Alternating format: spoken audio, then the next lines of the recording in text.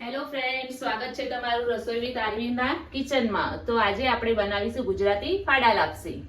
ફાડા લાપસી બનાવવા માટે આપણે એક વાટકી ફાડા, ખાંડ, સૂકી દ્રાક્ષ, કાજુ બદામની કતરણ, એલચી પાવડર અને ઘી।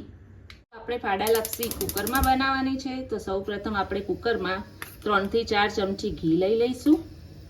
ઘી લીધા પછી આપણે આ ફાડાને બરાબર શેકી લેવાના છે। ફાડા જ્યાં સુધી સફેદ દાણા જેવા ના દેખાય ત્યાં સુધી આપણે ફાડાને શેકવાના છે। જોઈ શકો છો તમે આપણા ફાડા થોડા થોડા વ્હાઈટ થવા લાગ્યા છે। તો જોઈ શકો છો આપણા ફાડા શેકાઈને રેડી થઈ ગયા છે। આપણે ફાડાના અંદર સૂકી દ્રાક્ષ નાખી દઈશું। સૂકી દ્રાક્ષ આપણે જ્યાં સુધી ફૂલીને દડા જેવી ના થઈ જાય ત્યાં સુધી એને આપણે હલાવતા રહીશું।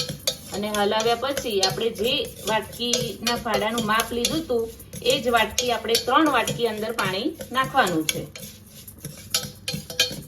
લાપસી માટે આપણે પાણી ગરમ કરવા મૂકી દીધું છે। આપણી દ્રાક્ષ ફૂલીને દડા જેવી થઈ ગઈ છે।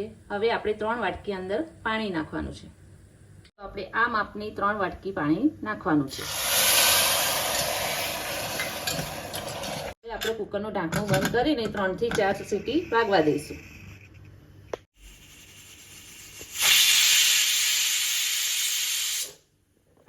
તો કુકરની 4 થી 5 સીટી થઈ ગઈ છે। તો હવે આપણે ઢાંકણું ખોલીને જોઈ લઈએ।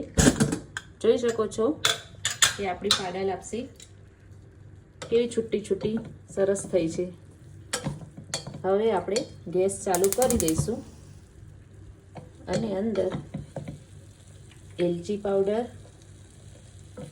અને કાજુ બદામની કતરણ નાખી દઈશું અને એ નાખ્યા પછી પ્રોપર આપણે મિક્સ કરી દઈશું।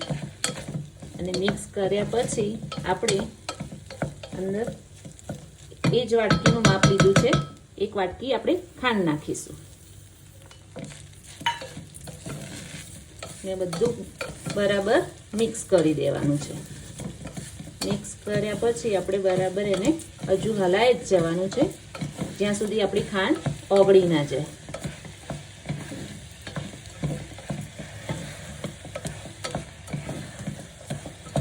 તો ફાડા લાપસીમાં આપણી ખાંડ ઓગળી ગઈ છે અને ઘી પણ કેવું સરસ છૂટું પડી ગયું છે।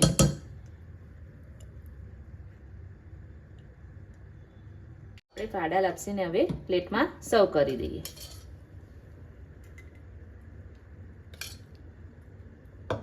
જોઈ શકો છો આપણી ફાડા લાપસી કેવી સરસ છૂટી છૂટી થઈ છે।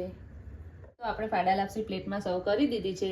તમને મારી આ રેસીપી પસંદ આવે તો કોમેન્ટમાં જરૂરથી જણાવજો અને લાઈક, શેર અને સબસ્ક્રાઈબ કરવાનું ભૂલતા નહીં।